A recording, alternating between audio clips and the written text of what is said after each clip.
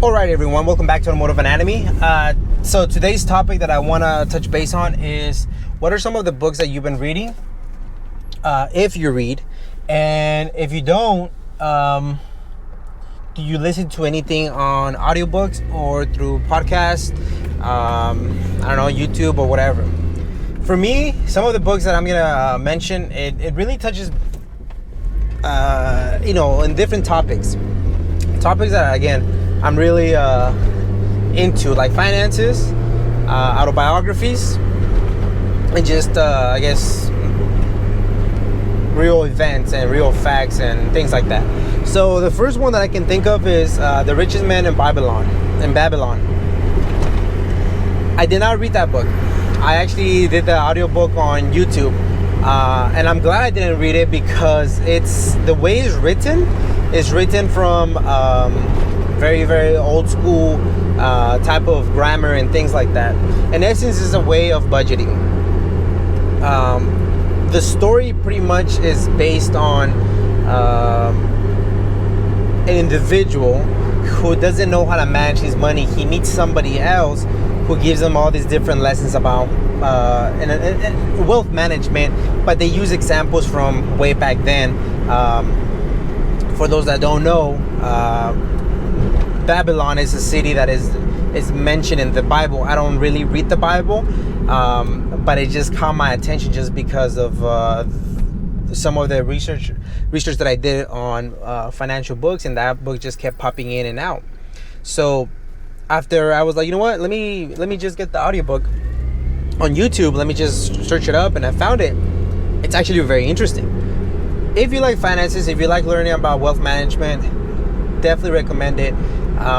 Like I said, it uses examples from way back in, like let's say you were getting paid with bread in a way instead of dollars.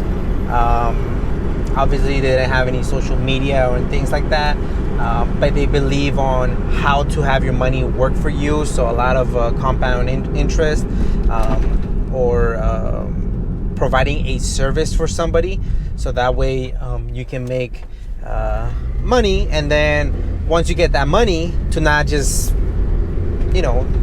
spend it all on nonsense. And I think that's very applicable. It doesn't matter if it was in the 1800s and the 2000s. That should be common sense.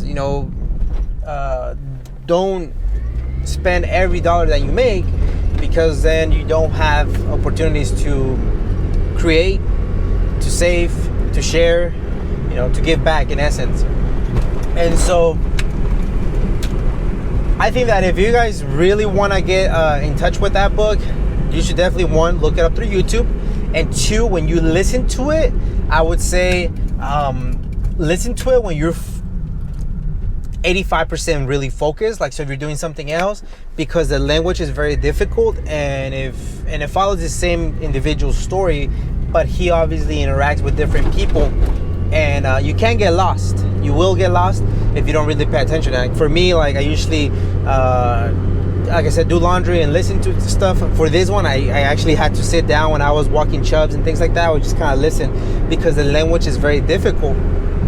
But the lessons, man, it's very simple to what I've been doing for the past, I guess, 4 years or something like that. And so I would definitely recommend that book. Next book, if you like autobiographies, and again, I spoke about this in the Watch and Talk. Just because you don't agree with somebody's, I guess, political values, or religious beliefs, or etc., don't disregard everything they have to say. I think by you being open-minded, you're able to learn from different individuals. And so the other individual, Trevor Noah, if you guys know him, he's from Comedy Central, and he does obviously comedy, but right now he's been heavily on the political side of things, kind of like Stephen Colbert, and why am I blinking on the other guy that we always listen to? Seth Meyers. I don't know. But anyways, Trevor Noah has a book, Born on Crime. Gus, did you read it? Of course not, because I'm lazy. But I found it on YouTube, and I was able to listen to the audiobook. Sadly, that one got taken down, so I haven't been able to find the rest of it, which is like 3 chapters. However, the chapters that I did get from it, it was pretty cool. That one's just about his life and how he grew up in Africa. I want to say South Africa specifically. He talks about the different problems that were going back in the day. Now, whenever we walk in the sidewalk and we see, I guess, an African American with a Caucasian or a Latina couple, we don't think twice about it. We're just like, okay, that's cool. But one of the things that he mentioned was that, hence why the title is Born a Crime, was because his mother is African and his father is Caucasian. I don't remember exactly from where, but that was a crime back then. You could not have, relationships with people from different ethnicities. And so they did, and he just kind of goes into detail about the different things that his mom would have to do to be able to date his father without them getting caught. One of them, which was when he actually was born, and they would walk down the street, he couldn't really walk with the mom, or he couldn't walk with one of them. They had to be separated, so that way the authorities wouldn't arrest him. And so just a whole bunch of different things that he got into. So again, Born a Crime. Try to look it up on YouTube. I don't know if it's still available, but that's such a really inspiring story to let you guys know that, man, I know for myself, I have it very good, and it's not because of my decisions. It was the decisions that my mom had to make to come to this amazing country, and for me to really just live and go to school and have these other opportunities that otherwise in my hometown there was no way I was going to be able to.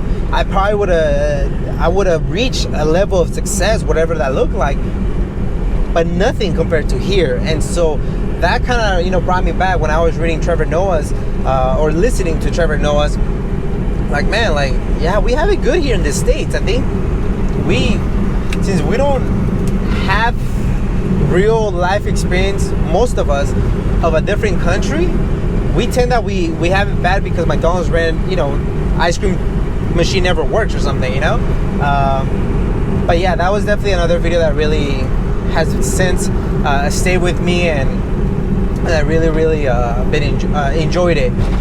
The other book that at the moment I am on chapter 4. Are you reading it? Of course I'm not reading it. I'm lazy. It's through YouTube. The Subtle Art of Not Giving an F. And I am loving it. I'm in chapter 3.5. There's a lot of cussing in that book. So yeah, that definitely wouldn't be a book that I would want to blast on TV and be doing laundry. And if you have little ones, everybody just listening to the F word left and right. But the message is so crisp. It's true. We are too busy focusing on the things that don't matter, and we find ourselves being upset about BS. I'll give you an example. One of the examples that he mentions, that there's always going to be somebody with a better car. I've kicked myself in the head over that for a while now. Like, I love Jackie and stuff, but there's always going to be even a 94 to 97 Accord who's going to be in much better shape. And so what do? Do I complain? Do I say, oh, well, that kind of sucks, how come I don't have that? Or do I see Jackie for what she is, and I say, you know what, eventually I'll get there, but for now this is working, and this is what I enjoy. The thing is this: a lot of people are always going to be thinking about keeping up with the Joneses. What is the next person doing? Who has the better wheels? Guess what? There's always going to be somebody who has better wheels, who has a newer car. Oh, your car is automatic. Oh, that's lame. How come you don't edge 22 swap it, and etc. etc. There's always going to be a reason. If I go and edge swap this car, there's always going to be a thing of like, hey, you should, do you actually even track your car? What would you do? So there's always going to be something. And so the Subtle Art of Not Giving an F really goes into into different things about the way you feel and the messages that you're listening to yourself, and how you as a person are kind of coping with that. If you just want to always be down about your situation, guess what? You're always going to be down about your situation. There's not going to be ever a time that you're like, oh, I'm 1,000% content. And that's another reason that the whole, oh, once I accomplish this, then I'll be happy. It's not really true. I think that there is a healthy way about continuing to want to achieve different things, but never with the end goal of, when I get to this point, then I'll be done, because reality, that's not how it works. I think is maintaining a level of quote unquote happiness that really will allow you to be happy with who you are as a person, in the career field that you're in. If you're constantly kicking yourself in the ass, like, man, I don't do a job that I'm very happy or proud about, yeah, that's gonna have a mental, impact on you. Well, I'm not saying just quit your job and do something else. We know that it's not that easy, but at the same time, I am saying, hey, you know what? Maybe the job that you're doing, it actually matters a lot to somebody. But you're busy not thinking about that, and you're busy thinking about, like, oh, well, I suck as an individual. I'm not doing this. I'm not doing that. No. So Subtle Art of Not Giving an F is another book, and that one I am listening through YouTube. You guys should definitely listen to that one. I think you're gonna get a lot of benefit from it. Right now, take the time to write in the comments. What are you listening to? What are you reading? Is there anything that you could recommend for me from those three major areas that I mentioned, like money? Not like, well, actually, I listened to Rich Dad Poor Dad, and I enjoy that book. I listened to it on YouTube. I believe still is on YouTube on my commute to work. Since we commute pretty much twice per week. Right now we're not, because we're working from home, but when we do, we commute Monday morning and Friday evening. And so I was listening to Rich Dad Poor Dad, and there's a lot of things that I do agree, and there's a lot of things I disagree with the author. And so again, it goes back to, just because you don't agree with everything, you can still kind of take the good pieces that you feel apply to you and then go from there. So that's another book that I would definitely say you guys could listen to. From there, I can't think of many at the top of my head. I guess the only other stuff that I read is like Super Street, Stance Works. What is the other ones that Honda Tuning? And I feel like there's another one. I just can't remember it. But yeah, I mean, tell me, what do you guys listen to? What do you guys read? Kind of want to hear your thoughts about it. And like I always, thank you guys so much for the support. If you're new to the channel via this video, thank you for tuning in. Pretty much just a guy that interviews people and talks about cars and likes to laugh a lot. Annoying ass laugh. But like I always, we always go for the car, we stay for the person. Thank you guys so much for the support, and you guys have yourself a wonderful rest of the day.